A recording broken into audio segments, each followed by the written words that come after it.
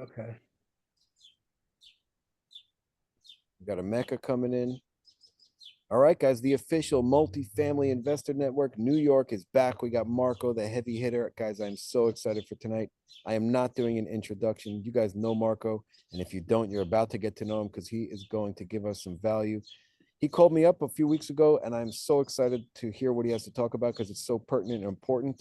And all I'm going to say right now is listen up, get dialed in, get inspired, right? Because now's the time we need to be buying deals. I believe it, I feel it, and it's happening. Let's do it. All right, guys. This is I'm always so excited just to talk multifamily. And I see a lot of MIH people here tonight, Jake and Gino people. I'm going to talk. I'm going to go over market updates. Hadar's here. I want to make this at the end. I want to make it interactive in a way. Besides asking questions, Hadar's going to put some input. Alejandro, anybody, Sean, like, what are you guys seeing? What do everybody could watch MSNBC and analytics and look at the numbers and the oil and gas and all that. But I go by gut and by history and by where rates are, what are rates doing. It's also like gut analytics. Like, what are you feeling? What are you seeing when you go to sellers? What are you seeing when you go to brokers? What are you seeing when you go to the banks? What are you feeling when you're the deals that are selling? That's what we're going to go over tonight. I'm going to tell you some deals that I sold recently and deals that we're buying, like Hadar. And besides the TV and besides the professionals giving you the numbers and stuff, like what are you seeing in KC versus Tampa, Nico? What are we seeing in Tennessee versus Houston?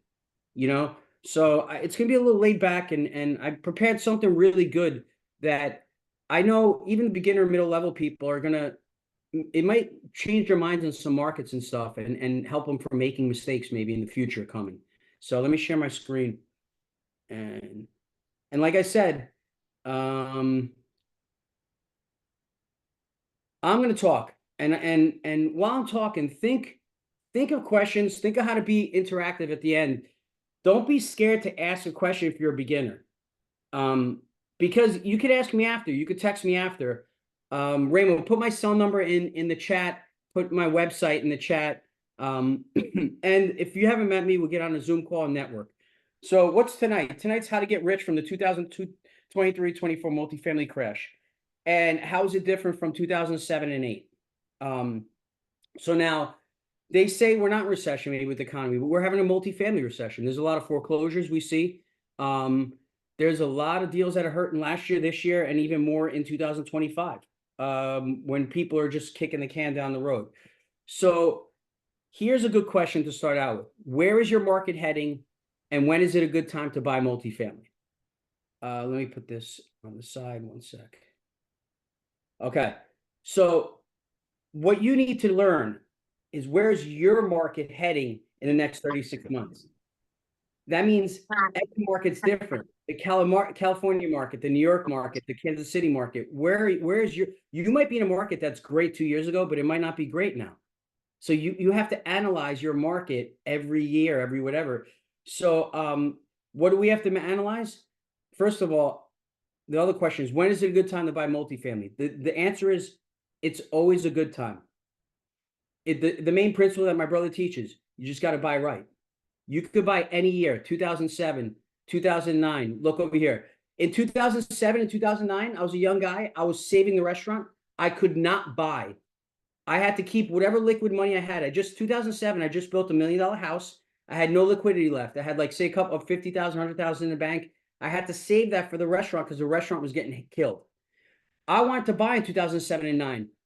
Dr. Gupta in 2008, he bought a $500,000 building in California. It's worth $3.5 million right now.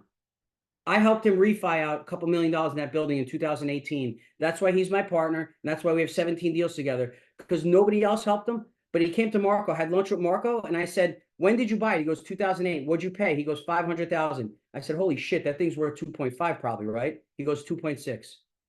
I just guessed that because I know valuations. And at the time it was 2.5. I think it's 3.5 now. And I helped him refi out a couple million, $1.5 million of that property. So I want to buy in 2008 like Dr. Gupta, but I couldn't. So now, when did I buy?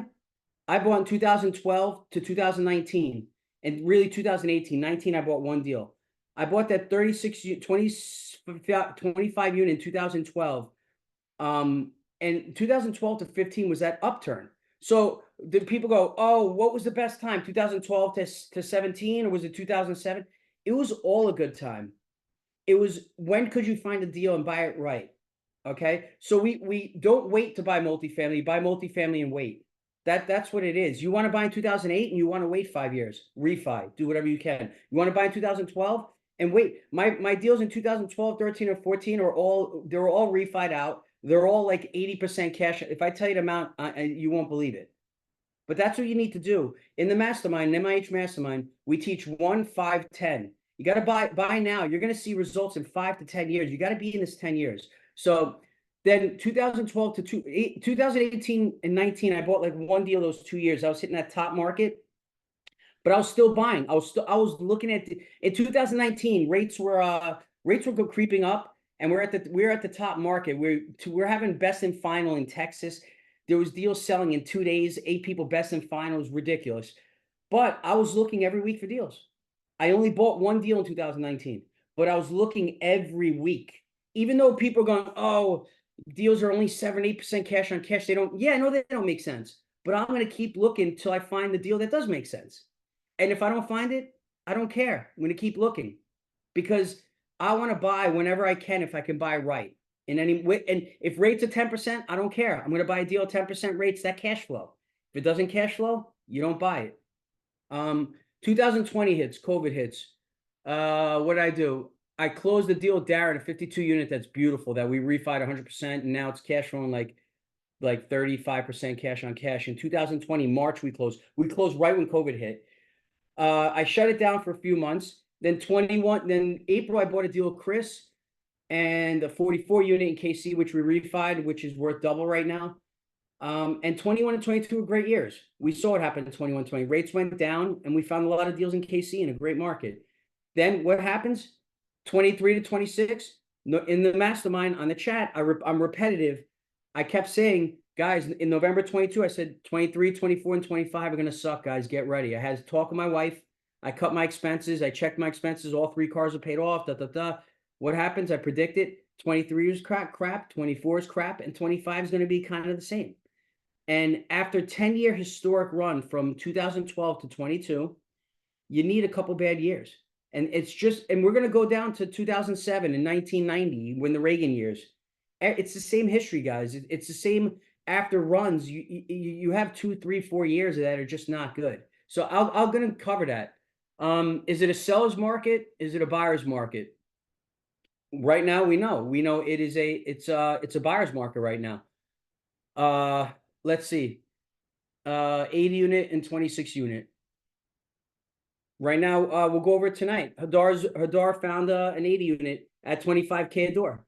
Big discount, super heavy lift, not a beginner deal. 26 unit. We have a 26 unit right now, basically in contract. It's near my 40 unit, which is a great market. There's not a lot of supply. And in my 40 units, 100% occupied with great tenants, and the rents are going up. So, I mean, yeah, I can get the 26 unit. I need to get a better price on it, I think. But right now, like, there's people out there who have this 26 unit, we can get it in contract. They'll rush and buy it. I'm not rushing. If I don't get my price on it, like, somebody else will rush and buy it at the price I can get it at right now. I'm not going to rush. I don't need it. I have a lot of deals. Do I want the depreciation? Do I want the tax benefits? Yeah, but I'm not going to rush. So where's your market heading? You got to look at the migration patterns and population growth, and it's changed dramatically because of COVID. I mean, I'm down in Florida. I'm from New I York. didn't choose straws. I did. Hold on a second. I'm down in Florida. I'm from New York. And your population growth, places like Florida, Tennessee, Columbus, Texas, Orlando. Orlando's booming, man. I mean, beyond booming. Recessions are going to hit, and they're going to hit New York and California harder, and Orlando is going to go through it. I mean, the growth in Orlando is beyond tremendous. Are rents going to stabilize and maybe go down in parts of Orlando? Yeah, of course they are. But I mean, it's not going to get hurt like New York or California. Buying in the right markets. I've made a career, thank God, of buying in the right markets. So when I used to invest in New York, I started with a 4-family, and we had shopping centers, and I bought a 4-family that I held 20 years in Mayapack, right near my restaurant. In 20 years of holding that property, I never missed 1 month rent. When it was two 1 bedrooms, a 3 bedroom, and a 2 bedroom. When an apartment came up, I'd put it on Facebook Marketplace, or back in the day, Penny Saver. I had 10 people the next day. That town, what I learned about Mayapack, I want to buy a few more four families in Mayapack, New York, small country town near my restaurant. There was a high demand for apartments and a low supply. So it was hard to find a clean, nice apartment like in that area in the middle of town, right on Route 6 there. It was people, that's where people wanted to live. That's why my four family, 20 years, never missed a month, man. It was incredible. And when I got tenants in, I vetted them really good. Like one of my cooks, I would have him get me his sister's family or whatever, and they would stay in. My tenants would stay 5, 10. I had a guy there, Maliel, there for 15 years, you know. So it was very easy to rent over there. Top 10 markets. I'm going to show you a picture. Now, it I like looking at these pictures, but I take them, I'll say with a grain of salt, because this is from Zillow. It's predictions, I guess. But if you look at it, Cincinnati, Ohio, Columbus, Ohio, Nico, you got your number 10 down here in Tampa. You got Orlando, Florida here. It's blocked off. And these are true. You know, you look at all these. I don't know why Columbus. I know Columbus, Ohio. A lot of people from Cleveland, when I found out, because I own property in Columbus, the Uber guy was telling us all the people from Cleveland are moving to Columbus. Don't know why. There's endless amount of there's a lot of jobs and people from, and a restaurateur in Cleveland shut down 7 of his restaurants. A famous restaurant owner. He's opening all 6 and 7 in Columbus, Ohio. So Cincinnati, Ohio for Jaideep, if you're out there. Georgia, Atlanta, it's a tough market. There's a lot of war zones. I'd be careful, even though it says hottest housing markets.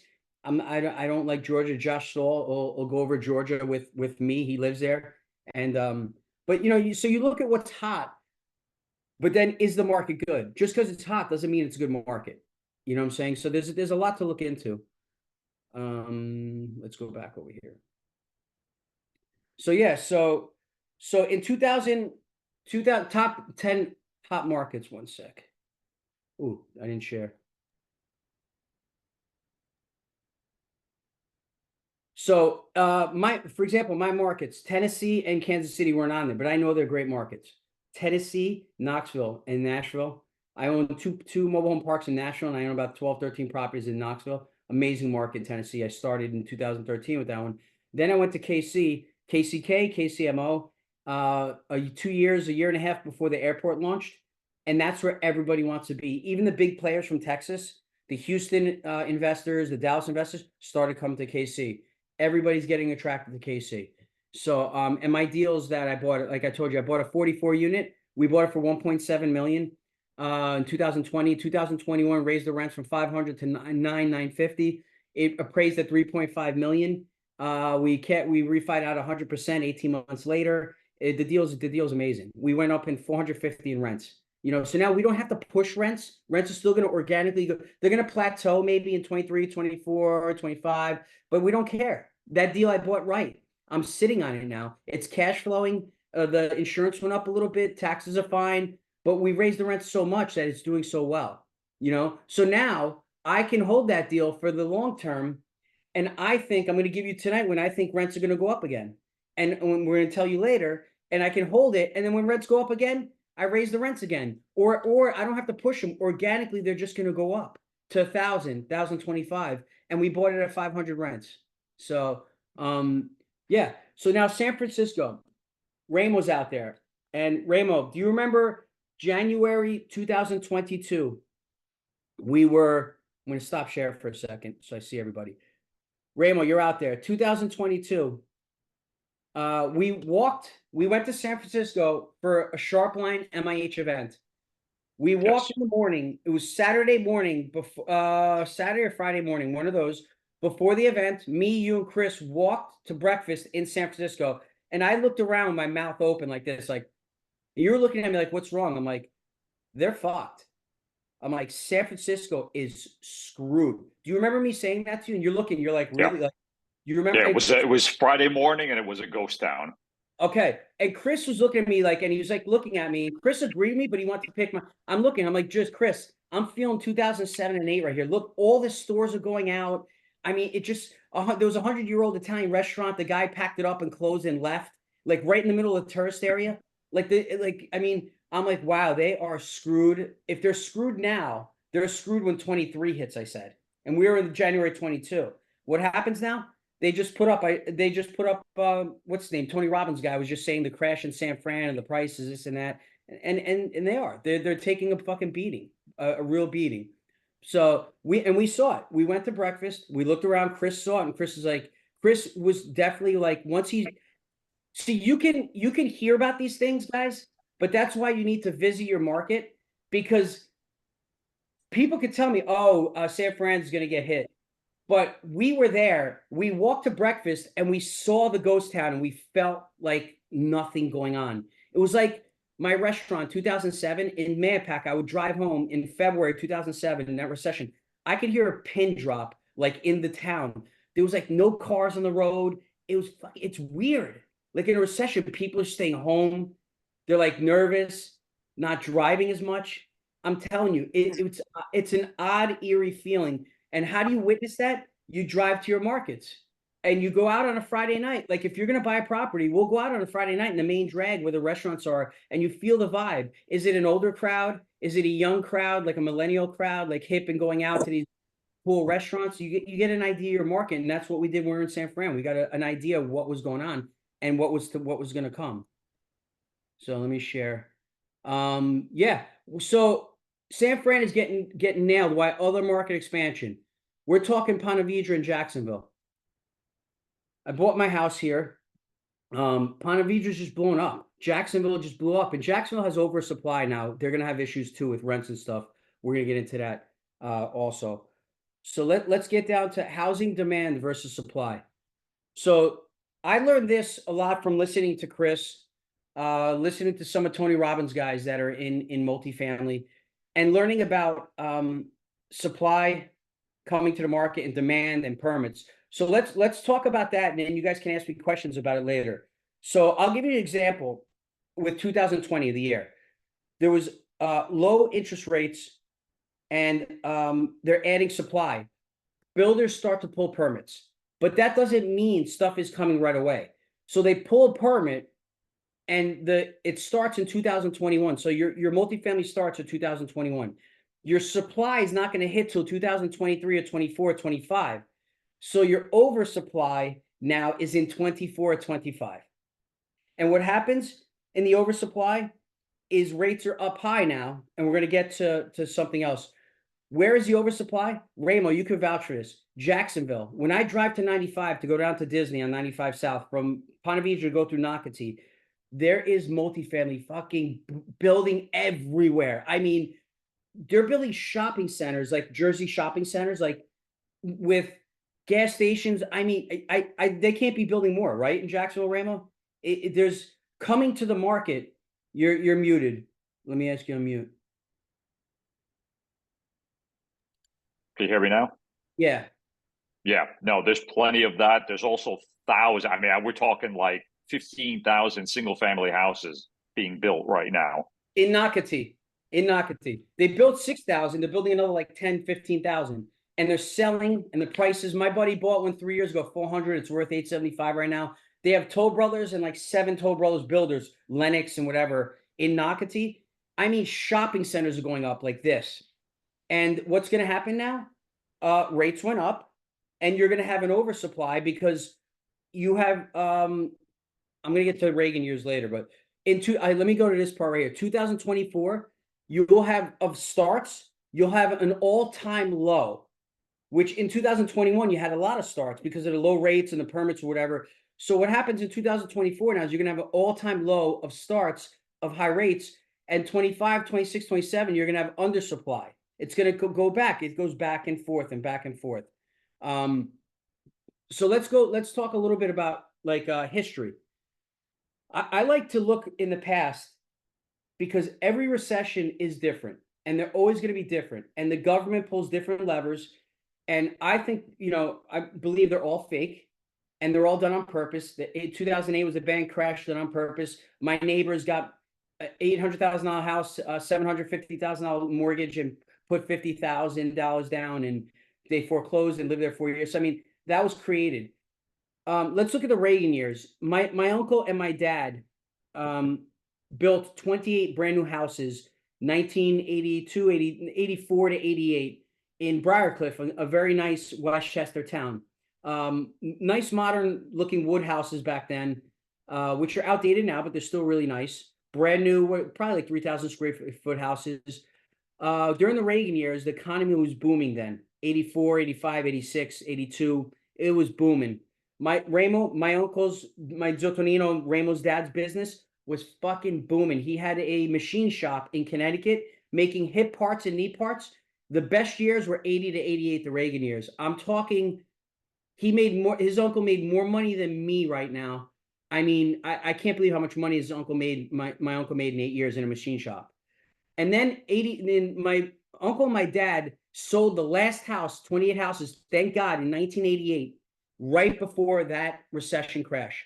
1989, 1990 to 93, my uncle, who's an amazing builder, barely had a deck. He just finished 28 houses. Banks aren't lending. Everything kind of crashed. I was a senior in high school. I was learning. That was like first recession, seeing my dad and mom go through it. I was kind of learning economics the hard way of my dad. My mom, we had to cut back and I felt bad. And my dad at the restaurant in 1990, I think, January, February, March, he brought home, he worked there as an owner. He was an owner, but he worked there and he got paid, say, whatever, $700,000 a week. But his profit was 3, 4, 5,000 a week. He had zero profit for 3 months. January, February, March, he would normally bring home, say he would bring home maybe 10K, 15K profit a month of a partnership. Each month, he brought home zero each month. That's how bad that recession started. So we bought the restaurant in 1995. In 1994, I think we started coming out with it. I graduated college in 96. I think in 95 was the best time to buy the restaurant and building. We were still in that recession. And now in Jacksonville, there's fucking restaurants popping up everywhere. Why? I tell everybody on my chat in MIH, if you're going to open a restaurant, you open a restaurant in a recession. You wait, there's so many going out. You go in, they give you the freaking inside. Here, take the whole inside, take the kitchen. The lease was the rent was $10,000. You know what? I'll give you a $7,000 rent, 5 years with a 5-year renewal. You go in, you get a great 10-year lease now in a recession. So I sold my restaurant. If I had to open a restaurant, I would open it right now. I would go and I'd find the restaurant that went out of business. I'd tell the landlord, let's work out a deal. 5 years and a 5-year renewal. Give me a great discount. And that's how a restaurant can make money. They need a good 10-year lease. If they don't own the building, I own the building in New York. So those are the Reagan years. That was that recession before that 2001 dot-com bubble recession, and then the 2007 recession. But yeah, so we have we're getting to 2020 all time. We're gonna have the rates are high. Builders, banks are not lending. You see it's tight. They are lending on some products, but builders are going to be held up. Now, Ramo, all those units coming in Jacksonville, those guys are fucking stuck. They got to produce those, bro. Whatever loans they got to finish them up, or whatever they can't finish, they won't finish. There's going to be builders that are building those things. You're going to see some lots get stuck. I guarantee you. You know what I'm saying? So that's when all that comes to the market is going to stop, and that's going to be all the supply. So is it a good time to buy if you could buy right? It is 2023 and 24 is a great time to buy, but you got to be extra careful on your underwriting. Insurances went up in Florida, as we see. Florida got destroyed. Taxes are up. All your expenses are up. Water, electric, everything. Turns are up. An $8,000 turn is now $12,000. Everything is up. I just renewed my car insurance. I'm going to complain to Raymond tomorrow. We're going to sit down at the hotel, work together. My car insurance is I think up from like 6,000, 8,000. I didn't get a car. What about your HVAC? My what? Your HVAC, your AC unit. Oh, my AC units. Yeah, it was like $13,000. I have 4 units in my house, and I used to get them in New York because I had a good connection guy. I used to get them for 6,000. I mean, so. Even the ACs. I mean, remember Hadar, when we started the mastermind, we were getting ACs in 2020 at 3,500 installed. I mean, now what are they, 5,000 now in multifamily? And even ACs are everything. So basically, is it a good time to buy? Yes. I'm seeing too many people mess up the expenses.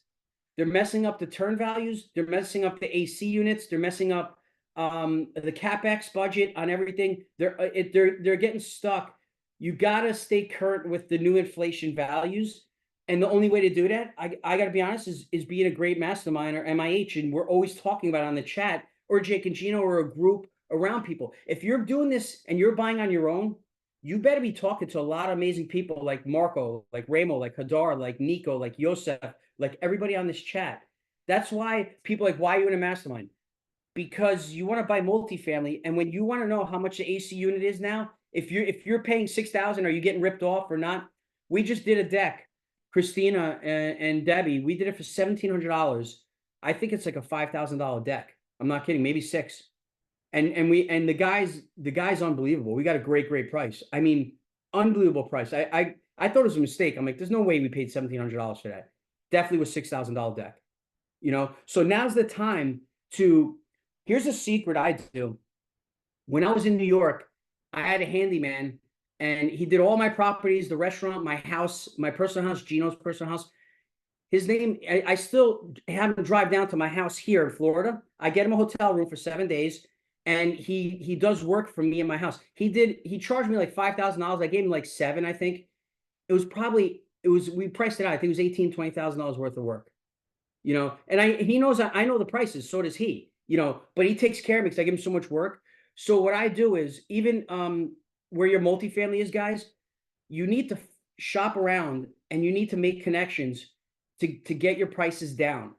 That's how you're going to make money. You need to lower expenses. We got this guy doing the deck, 1,700. He's going to paint them too now for cheap. We're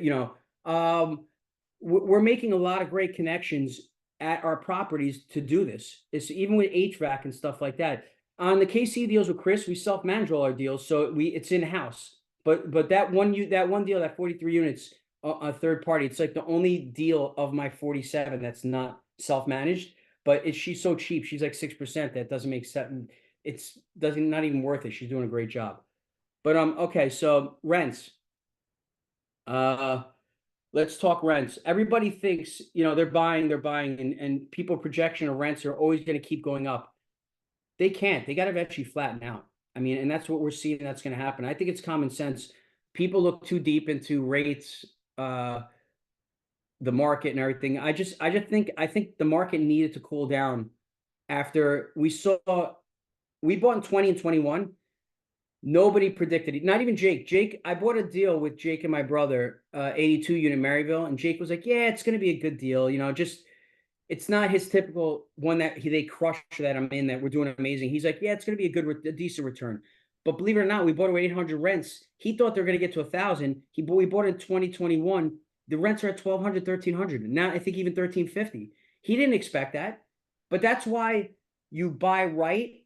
So like everybody might go, oh my God, Jake's a genius right now. Marco's a genius. They bought that 82 unit, had 800 rents. They're at 1,350 rents. Well, we actually bought it. We wanted the tax benefits, and we thought we were going to get 1,000 rents. It's in Knoxville, self-managed, great deal. It was going to be 8%, 10%, 12% cash on cash. The thing is pumping out like 20 to 25% cash on cash every month, like crazy. He's put money aside for CapEx too. But he did what I just said in the beginning, guys. Don't wait to buy multifamily and wait. So he knew it wasn't a grand slam deal. But he bought, and then what happens in 21, 22, historic rents happen. He just got lucky. It's sometimes in life you need a little luck. So 2012 to 2018, cash flow deals. The deals I closed in 2012 to 2018, record amount of cash flow day one. Every deal we closed started at 20% cash on cash. Like if I gave $1,000, $100,000, it was 20% day one. Like we bought, closed, went inside, and even mobile home parks. Mobile home parks were 25% cash on cash to 30%. Mobile home parks are a little higher risk, higher return. So then in 2019, it started to come down to like 15%, 12%, 8%. Syndications got down to 7%. But mobile home parks, even in 19, 20, and 21, 19 and 20, were still at 20% above cash on cash. But multifamily, I'm telling you right now, in 2013, 14, and 15, every deal we closed out the door was like a 20% cash on cash. Like Unheard of. It was like not much competition on buying them. We were getting them on market from rich entry from a broker. I'm telling you. 2012 to 16, we were buying in Tennessee at 30,000 a door. Some of those deals are 150, 160,000 a door right now. Now, why do we need 2023, 24, 25? I don't mind it being difficult to buy. I don't mind if I only could buy one deal a year or one deal every year and a half, because I know if I get those deals, they're going to be 2013, 14, and 15 deals. So I'm patient. I play the long game. I'm not playing the 2-year guy, 2,000 units, the bullshit you see in multifamily nowadays. Guys, I started when I was 23 years old with a 4-family. I didn't do multifamily to post beach pics, to post a boat, to post a jet, to post a Lambo.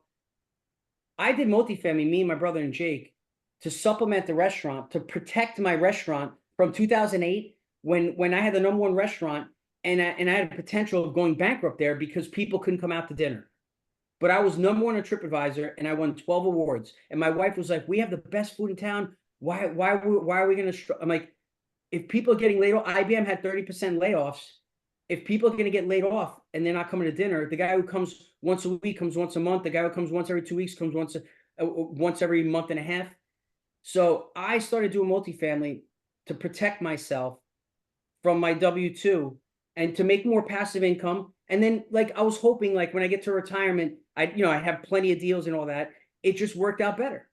It worked out. I bought in the upturn, and now I'm getting ready, which I wish I knew in 2007. I'm getting ready in 23, 24, 25, 20 to 30, whatever the market is. Just keep buying a deal here and there because I know I'm going to hit some great deals.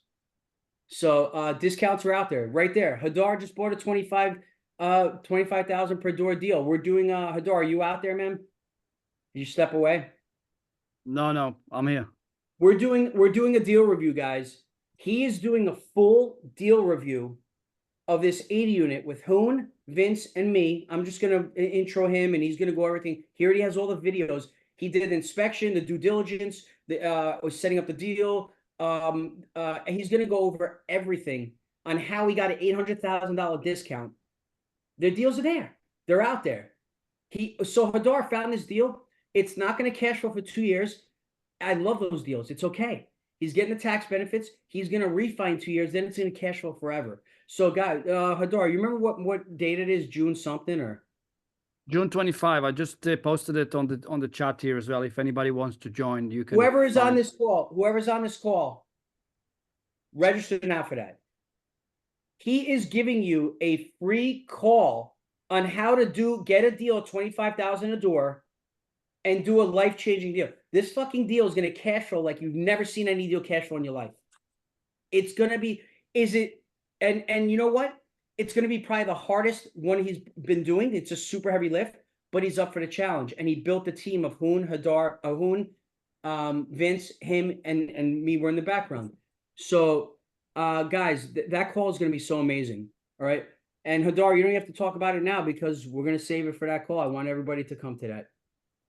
I'm just going to post the link to the videos as well if anybody wants to watch, and you got more information there as well.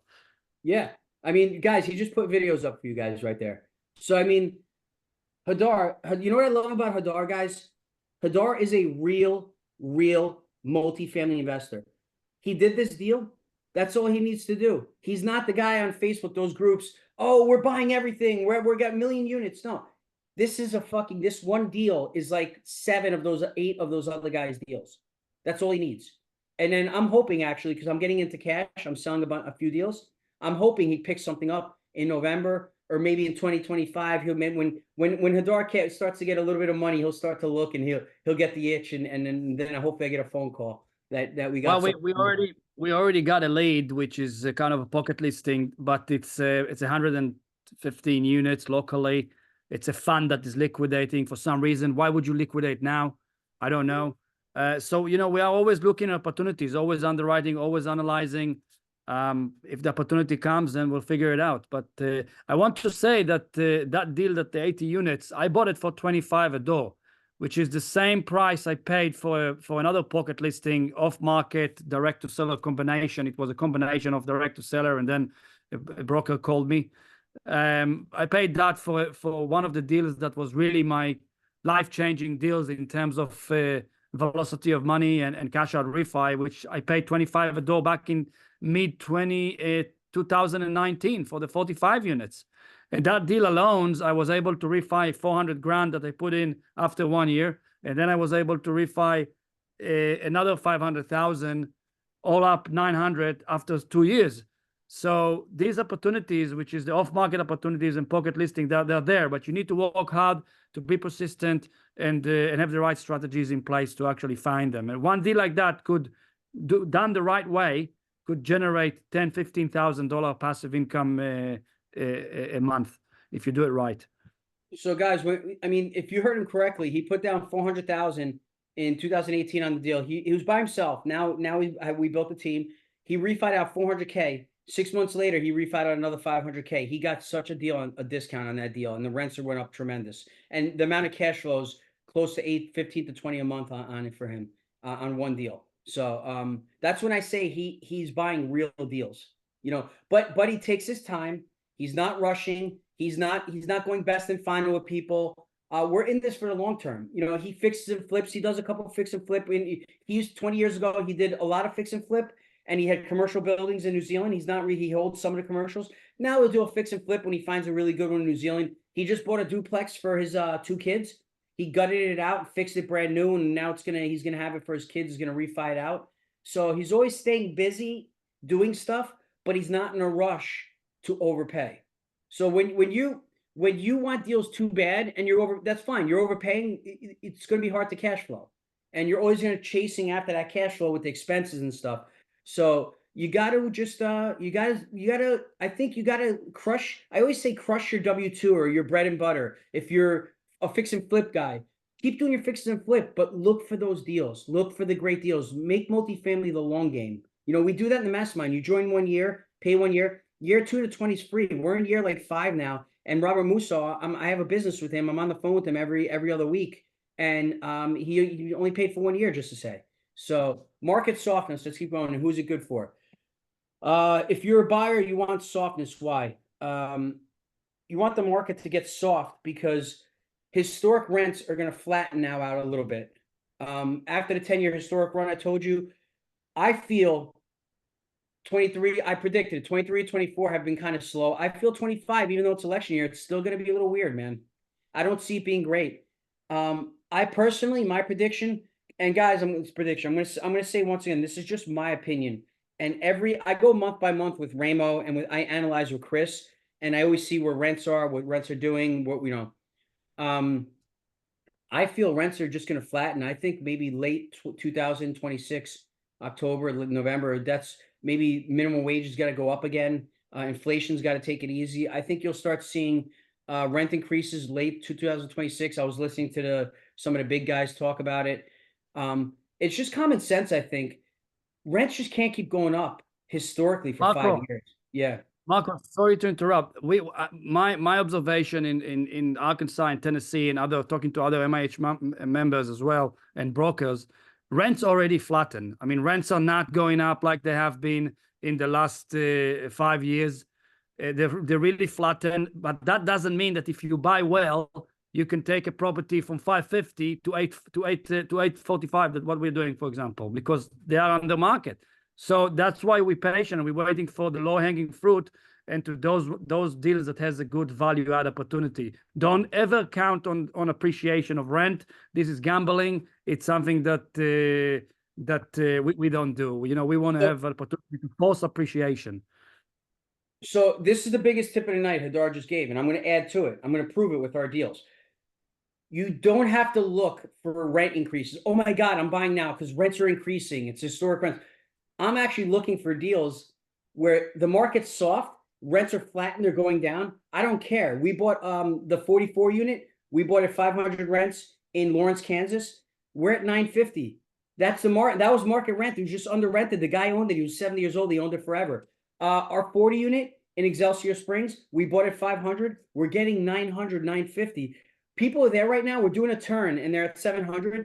The person left, we're getting 900 for it. They were at 700. We raised them. They were at 500. We raised them without doing a turn for a year. Now they're leaving, and now we're turning it, and we're getting 900 and 950 from 500. Like Hadar said, I'm trying to buy the deals that maybe the 70-year-old guy has, and he has it. There's a 26 unit we're looking at, and the rents are like 650, and I think we could get 950. So if rents aren't going up, it's okay. We still could achieve 900, 950 because it's so under rented. You understand, guys? I think it's a huge tip to look for, and it's a great area to look for. So buy for cash flow or discounted heavy lifts with no draws for 2 years and big refi. Jake always says it. If it doesn't cash flow, let the grass grow. Marco, one more important comment on that is that we don't care as long as we are well capitalized and we have the funds to hold the property for the first year or two. Once we stabilize it and bring it to market, we don't care that the property is negatively geared or negative cash flow, if you like, as long as we have the plan and we know where we can take the property to, without gambling, with market research and data, and of course, consulting with our property manager and our market knowledge. So the most important thing is to know your market really well, to know where you can take the property to once it's fully stabilized. So guys, I have another deal. Talking about, you can close that. Talking about buying on cash flow. We bought this 43 unit in Springfield. I brought Debbie Wilcox and Christina Kovacs on the team, and they're doing a freaking amazing job. We bought it and we got a good deal on it. And once again, I'm not kidding, simple deals, man. The 40, 43, 44, all same rents, same sellers, 70-year-old sellers. 500 rents, we're getting 850. I think the max are 875, but we can get 900. It's 100% occupied. We had to kick out a couple hoarders. But the point is, we went into it all excited. I did the numbers. Okay, guys, first 6 months, we're not going to cash flow. We want to build up the reserves to, I think, 80,000 or 70 or 90. Every deal is different. The 40 units at 80,000 are reserves right now. The 43, I can't remember what. We actually just hit our reserves now. We could start drawing, but we went in with the intention of first 6 months, no draw. We'll start in 6 months because that's how long we predicted. It was such a good deal. The third party we had on there screwed up. Like I said, I self-manage everything. I was letting this guy, I'm like, it's going along. I'm like, we actually had to fire him. I got on. I'm like, we got to get rid of this guy. And so for the first year, we didn't cash flow. Like it went past 6 months. I'm like, what the hell is this guy doing? Expenses were too high. They were like 70, 80 more a month. We got him down to like 40%. Water bill, we saved $8,000 on the water bill, fixing leaks and everything. The NOI is up 50% now because of us, because now we're taking care of it. Now we are in month 18, I think. Raymond, what is it, about 18 or 24? We're almost 2 years or no? Yeah, about 2 years. Okay. We were supposed to cash flow in 6 months. Now, if this was a syndication, you'd have a problem. You have all these investors. Guys, I'm getting the tax benefits. I have 47 deals. 45 of them or 44 of them cash flow. I don't care that this deal's not cash flowing. I'm actually happy it's not cash flowing. I got my tax benefits. We're raising the rents. It's 100% occupied. We're fixing the decks. Right now is not even a good time for us to refi because the rates are high. I actually want to time it middle of 25, maybe 26. It's ready for 100% refi. Probably it's ready now, maybe, but it's definitely ready January 2025. It will definitely be ready then, but rates might not be where I want it. I'm not in a rush. We're going to start cash flowing in 2 months on it actually now. So we're going to start cash flowing.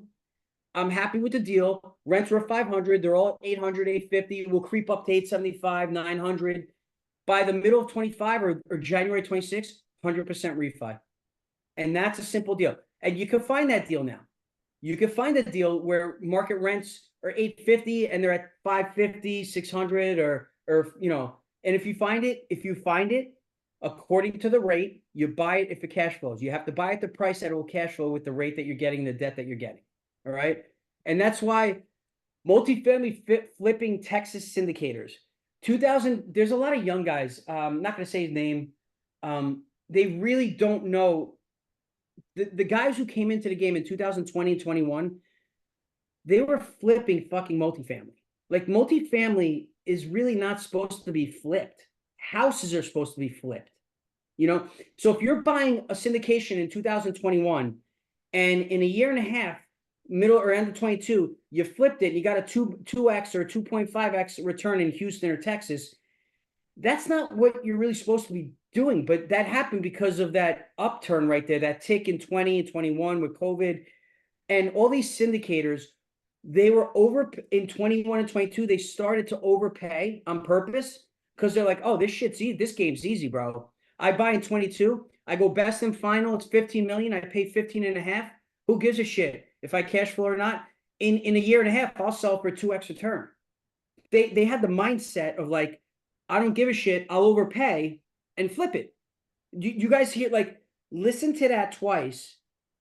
And I've never done that in my life with that mentality. I'm a multifamily investor. I'm buying a good asset. And even the syndications we have, they're 5 to 7 year holds with Chris Jackson. We have one that's 3 year, potentially going to sell. We have now some generational wealth that are 10 to 15 year holds. You know, so even with Chris, we bought 20 deals. We haven't flipped one. You know, we're going to sell a few soon. We might have to get delayed. Maybe we bought one in 2020. It's beautiful. It's been cash flowing for all 5 years, 4 years. We were thinking of selling it now. Might not be the right time. We have good debt on it. Chris is somebody in New York interested. But if it doesn't, we'll wait 2 more years.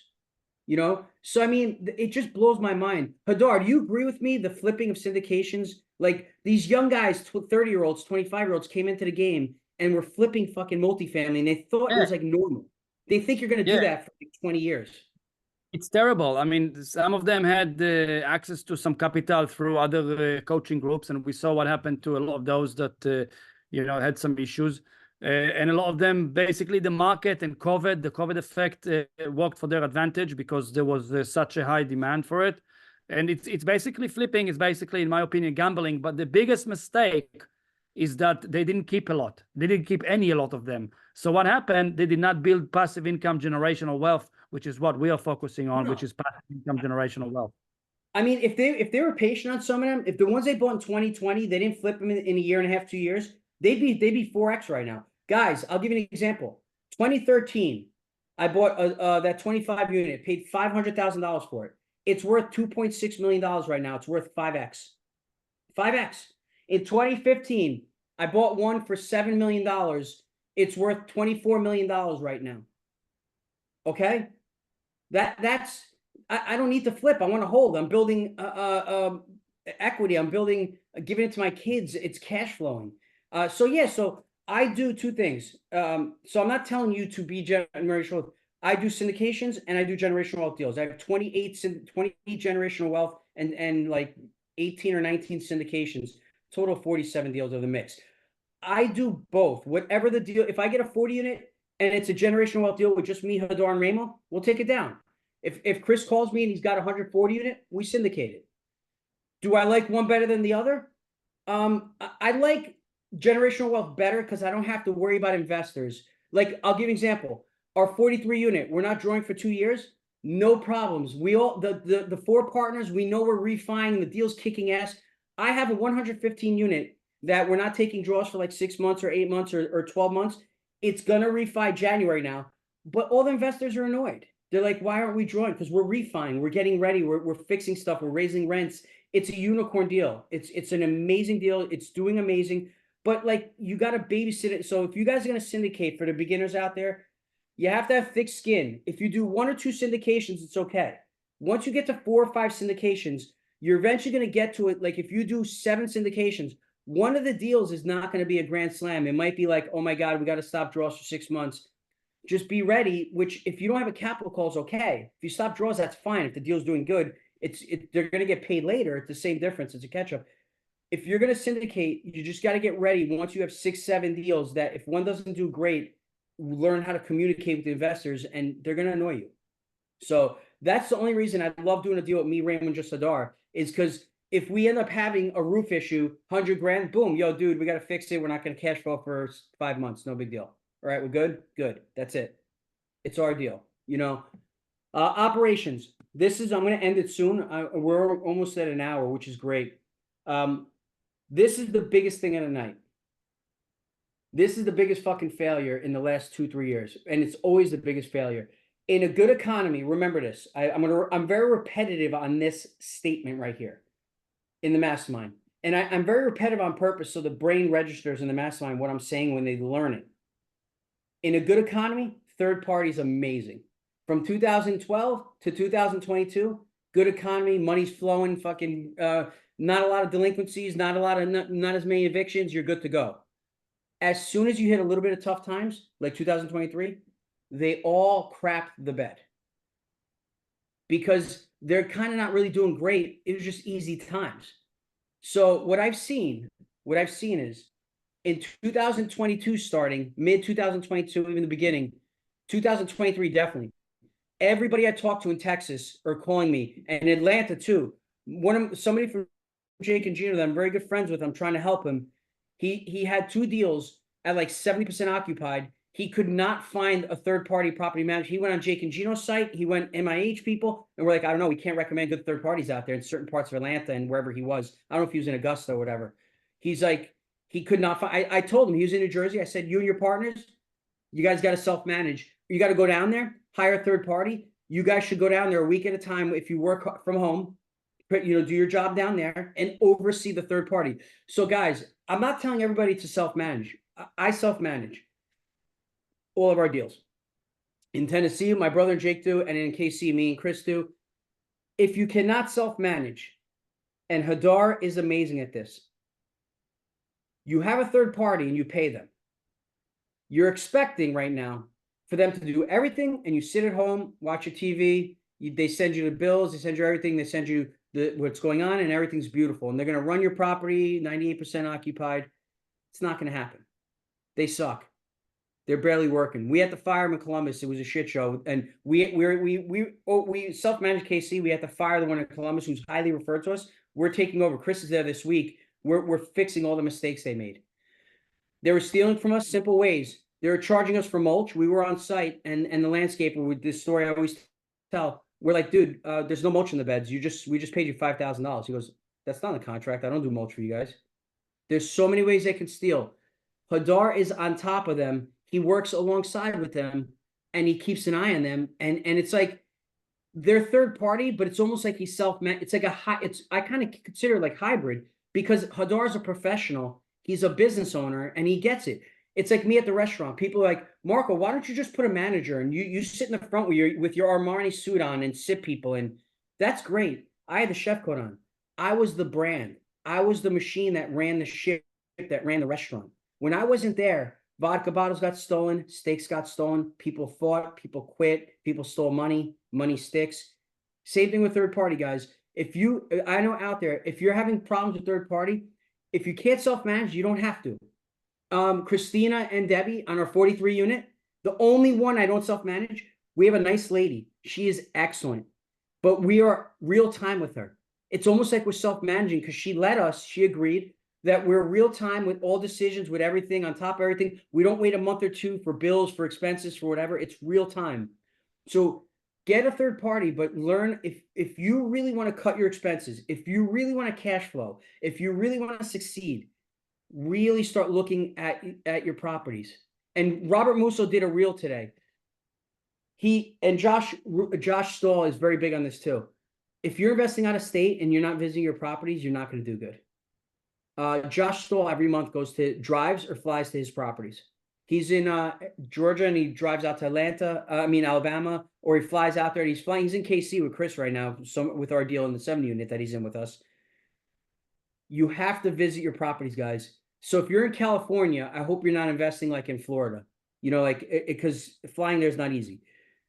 That's what me and Hadar are teaching everybody, making sure that like you got to buy where, even if it's a 1-hour plane ride or 2-hour plane ride, like New York to Florida, New York to Tennessee, New York to KC, Florida to KC, you got to visit your properties. Do not leave it in the hands of these third parties, man. This year, 23 and 24, I've seen so many people. I just got off the phone with what's his name from MIH. I'm helping him. I helped him build his ad on Facebook Marketplace to oversee. They have rent.com, apartments.com with the third party, and he's going to start implementing and overseeing, because he's on his third or fourth property management company. And he was 100% occupied for 1.5 2 years. And now he's having an issue. So why? Because the economy was good in 21, 22, but as soon as it got tough, Now he can't keep a property man. Now he's gonna have to step in and kind of like hybrid with them. So if you it's very operations are very important. To end it, the right market, rent demand, more demand than supply. My 115 unit, I'm gonna go over here. It's in Lawrence, Kansas. There is a housing shortage deemed by this college, by the high school, by the schools, by the businesses. We bought in that area. There is a housing shortage. In August last year, we had 34 move outs in 1 month. I mean, you'll have a heart attack if that happens to your property. We filled 34 units in 1 month. I was averaging 6-7 tours a day with Nick on that property. We fully booked it because we had a property manager we had to fire. She didn't stay on the ball and get prepared for this. We were trying to prep her and we're like, don't fall behind, don't fall behind. August is a leasing season for that property. Me and Nick stepped in with Jody. 34, we turned 24 of them, I think, in 1 month. Okay, I'm talking the action. Now this year, it's coming again. We pre-leased units starting in January. People were signing leases because they know there's a shortage in that area.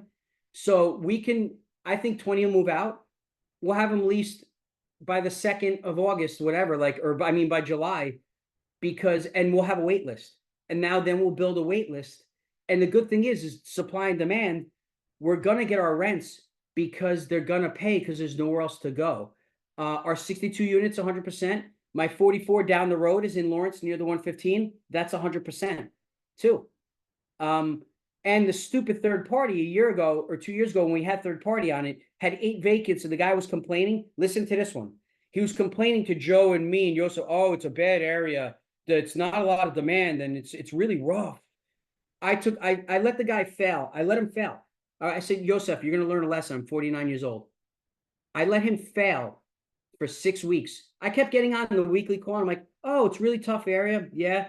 And I had the 115 down the road where literally filled 34 units in 1 month and he couldn't fill 8 units. He couldn't fill a unit a week. So I let him fail for 6 weeks. Yosef's like, are you going to jump? I'm like, don't worry. 6 weeks went by and he didn't fill a unit. I'm like, bro, I have to step in and help. I jumped in with Yosef. He couldn't believe it. In 14 days, I filled 8 units. When I did it, when the 8 units were full, I got on the phone with Yosef. I'm like, yo, dude, how long did it take me? He looked, he goes, you put the ad up 14 days ago. You got all the tours in, like 15 tours, applications. The 8 units are filled. We're 100%. I said, I know. And this guy in 8 weeks, he couldn't fill a unit. I'm like, I don't get it. Are they that fucking incompetent? I'm not understanding. So I wanted Yosef to see that. And I wanted him to see the patience I had to let this guy fail. So once I filled it, I didn't have to fire him. He basically quit because he knew he was out. Like, bro, I proved. I'm like, yeah, I told him, I'm like, yeah, jumped on to help you out. I'm like, we filled 8 units. I'm like, we're at 100% now. Now you could create a wait list. You know what I actually told him? I said, we're going to walk all the 44 units again now. We're going to make a list of the people who are late once in a while, or the people we don't want in there anymore. And we are going to start doing non-renews. Now we can get leverage and I can make your life even easier of getting the crappy people out because now you're super leveraged and I can make a wait list of really good people like a flight attendant, a teacher. And that's what we're doing at our 20 unit right now. We're 100% occupied at our 20 unit until October. We just non-renewed somebody. I told her non-renew that person. Non-renewed, she went to her wait list. She got a flight attendant makes great money, very good money in the unit. So now what we're doing, and she loves it, I'm making my property manager's life easier, is when you're 100%, you don't want to stay 100%. You want to be 100% to non-renew people that you don't like and to go to your wait list and get better tenants in. And then better tenants is going to be a better property, and you're gonna retain your property managers longer because they're going to like their jobs, and I'm teaching them how to do that. And they understand, they love that energy. She texted me, Marco, I went on the wait list and I put it up on the chat. I got a flight attendant in for 14-month lease, and we got that person out because that person, we could have renewed them. We did not. The lady was like, I want to renew. We're like, nope, non-renew. She's like, I want to renew. We're like, we don't want to. You're out.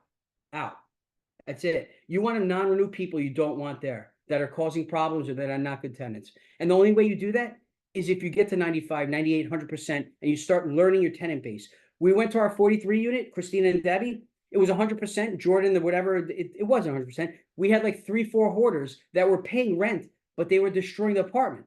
So we got when their things came up, what do? You non-renew them. Get out. You got to get somebody better in. And that's what we did. And you do it when you're 100% because you can afford to. If you're at 90% and you find 3-4 hoarders, you're going to be scared. Oh my God, I don't know if I have to renew them because I don't want to get down to 85 or 84%. So you need to stay on top of that, guys.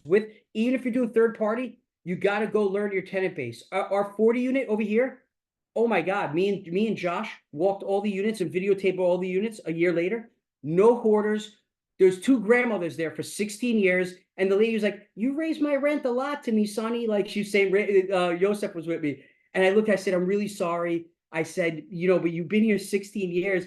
She goes, I really love it though. She had like a nice apartment with pictures. I mean, it freaking looked like this 1970 pristine apartment. She's got to go soon one day though. I mean, she's not going to get priced out, but she's old. So, I mean, she's been there 16 years. And the tenant base at the 40 unit is really good. No hoarders. I looked at Josh. I'm like, and Josh Stoll says it best to me. He goes, I don't like 100% occupied. Meaning like people could say, oh, I'm 100%. So if you're 100%, now is the time to look at who you're not doing non-renews to. How are you going to get better tenants in? Build your wait list. That's what 100% really means. 100% means that it doesn't mean your rents are too low. Sometimes go, oh, 100%, maybe rents are low. I should jack them up. No, if you're at market, you're at market. It means people like to live there. This 40 unit, some guy renewed. We have to do work to his apartment. One of the windows is off kilter and he can't close it. He was mad. He didn't move out. He fucking renewed. He said to me, he goes, I'm really pissed about that. I said, we're going to fix the window. Give us time. We got to get the guy to do the cutout. And he goes, I really like to live here. I'm sorry. He was like, I was in his apartment, not yelling at me, but he wasn't yelling. I'm like, dude, you're right. You shouldn't have tape over the window. It was off by like, it was really settled wrong. We're going to fix it. He renewed. He stayed even with the defect. People at this 40 unit love living there. And it's 100%. So now what we're doing is we don't even have to kick anybody out, but I'm hoping one by one, I'm hoping every month 1 or 2 people leave because I want to go into half of it, more than half return. I think half or more than half return, but I want to keep turning a few more units because this we may sell this one, but because I want to get liquid for bigger deals. But this is a refi also. So that's it. As we see, I mean, we're going into interest rates and stuff like that, but I'm past an hour. I don't want to go into it. I'm going to stop share. We went an hour. I mean, Hadar, you gave some good information. I see Alex Tam jump on now. Alejandro is super active, sending 500 mailers. I mean, does anybody have any questions for Hadar, for me, for Nico? Any questions out there? Yeah, feel free to raise a hand. You can even unmute yourself and talk. You don't have to write them. You can unmute yourself. Guys, I'm just going to How's your communication with brokers right now? Who said that? What? Come again, Emeka? Emeka, how's your communication with brokers right now, Marco? Go ahead, Hadar. Yeah, well, we communicate with them regularly. We do follow-ups typically every 3 weeks by text or calling. And when we get the lead, we jump on it straight away. 99% of the time, we will be analyzing the deal, whether even if it's in a location that we don't want, or if it's something that it's too big or too small, we always give them feedback. If it falls within the range that we do buy, which is 20 to about 150 or 200, then we will do kind of initially underwriting and give them feedback. And then what happens, that's one of the secrets that worked for me really well over the last few years. They actually contact us before they put the property on the market publicly, because they want to hear what investors in the market that they trust, that will give them honest feedback, will say about the property. So they give us the lead and we give them feedback, and that's how we get the first peak. We basically get the first opportunity to underwrite the deal and give them feedback. So broker relationship, it's fine. There are actually, many people say that as well. In the downturns, the brokers reach out to you much more than on the upturns. When the market is hot, you go to a showing or walkthrough, you might have 20 groups, or you're going to have multiple offers coming in. Now a lot of deals are even if they go under contract, they're falling out of contract because they couldn't get the financing or they couldn't get insurance. or the appraisal didn't get high enough. And that's what we're seeing. So this is a really good time now to cultivate relationship with broker. Really good time. So Thank you. follow up on that. Jaideep is great. One thing, guys, in MIH, we build teams like Satya is an underwriter. Scott Williams is an underwriter. Ryan Potok is underwriting. We have like, not everybody loves to underwrite, but we have like 10 guys. So if you don't have a team and if you don't bother brokers for deals, if you're not going to underwrite them fast. So if you're going to, like Amika, if you have your team, Michael Koustis is on here. He does a lot of underwriting now with Ryan Potok and all them. If you're going to do broker relationships, you better, if you meet with that broker and they're sending you deals, even if the deals aren't great, they might be testing you out. You have to have you or somebody on your team be able to underwrite the deal and get the broker back information. Even if you hate the deal, say, hey, don't like this deal. The price is too high. Insurance is wrong. Rents, you're not going to get 900. You only get 800. If you're not going to be able to give feedback, do not bother brokers. You only do broker relationships if you have somebody on your team or you can underwrite deals sent to you. Because when they send you deals and you don't underwrite them and give them feedback, they will drop you. Okay? That's very important. And brokers are hungry now. I always said this, 2007 to 11, the mortgage industry and realtors, it got rid of all the weak. All the mortgage brokers quit and all the stay-at-home moms who were realtors quit in 2007 to 11. Recessions thin out the weak, thin out restaurants, thin out brokers, thin out realtors. The good realtors will stay on. Like what's her name? She was making $1 million a year in New York. She's down to like making 400, 500 maybe these next couple of years. You know, the ones making 500 might be down to 100,000. You know, but they got to stick it through. You know, my buddy Ralph in New York in 2008 was a great broker. He ended up going to get a job and doing and he was a real estate broker on the side from 2007 to 11 because the volume wasn't there. He was a great guy and a great broker, but he's like, Marco, there's nothing to sell, you know? So, and then once again in 2012, 13, it got hot again. Then he actually kept his job that he picked up. He picked up a good job and he could do the broker stuff on the side because that was easy for him. You know, he could have been he was like full-time broker and W2 then, you know? Once again, 2023, 24, you look at all these loan guys on LinkedIn pegging you. They're all these loan guys, and there's just if the banks aren't lending, what the hell loan? If people aren't refining, I'm not refining. By the way, guys, in 2021, I did like 5 refis and 5 refis in 22, just me. In 23 and 24, I'm getting refis ready for 25. I got 7 sitting.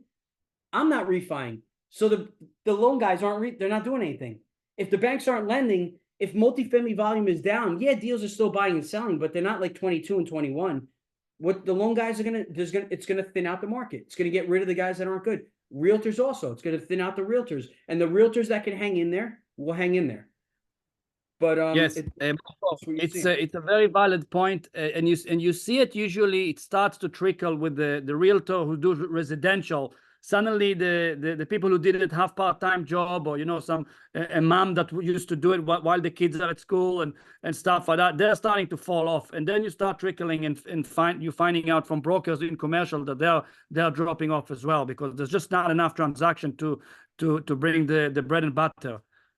One more important point here: in a recession, again, it's time to cultivate relationship with all your professionals, especially the brokers, but also your lenders.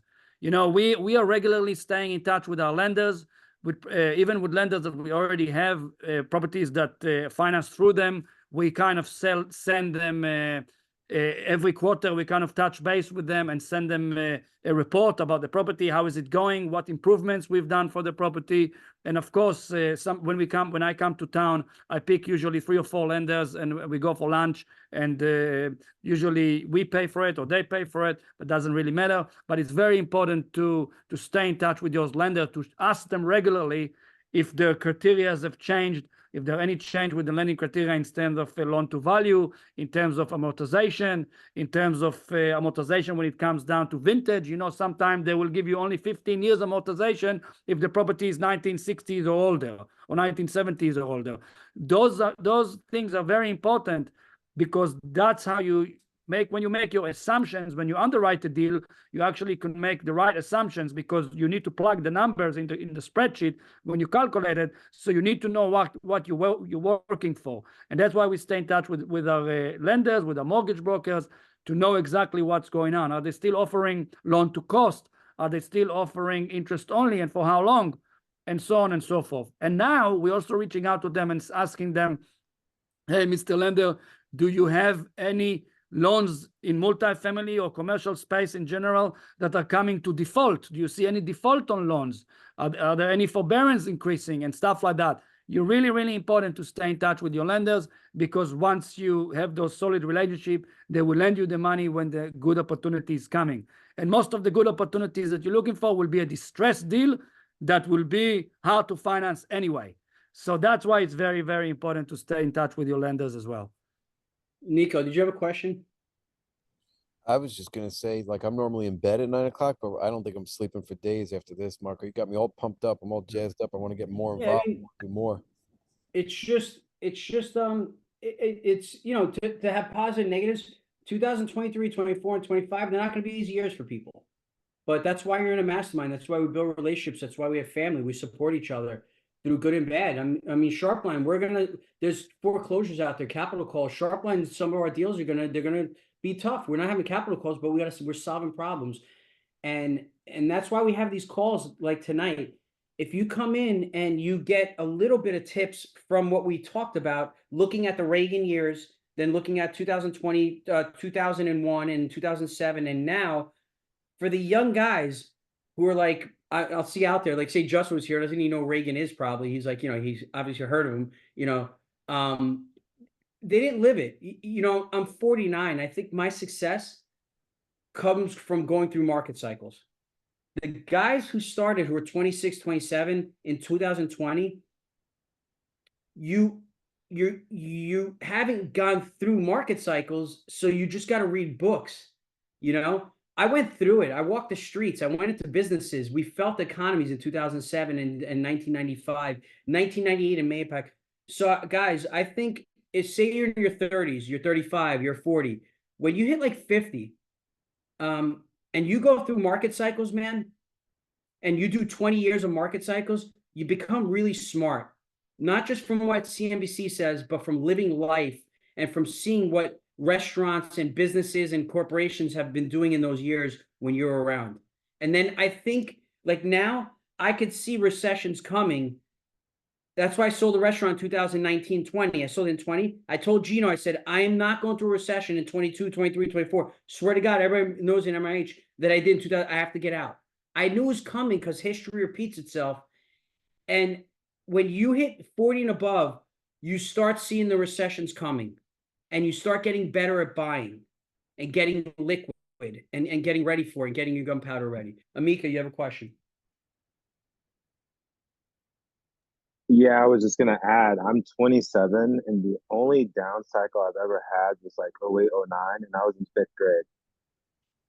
I know. See, that's the thing, Nico. You're hearing me, and I can tell you about the Reagan years. I lived it, bro. I was a senior in high school, and my dad was finishing those houses. So I saw my father struggle through 1990 to 94. I physically saw him find it. My dad used to make a ton of money at the restaurant. So that's why I was joking. Like, you weren't even, what year were you born, Amika?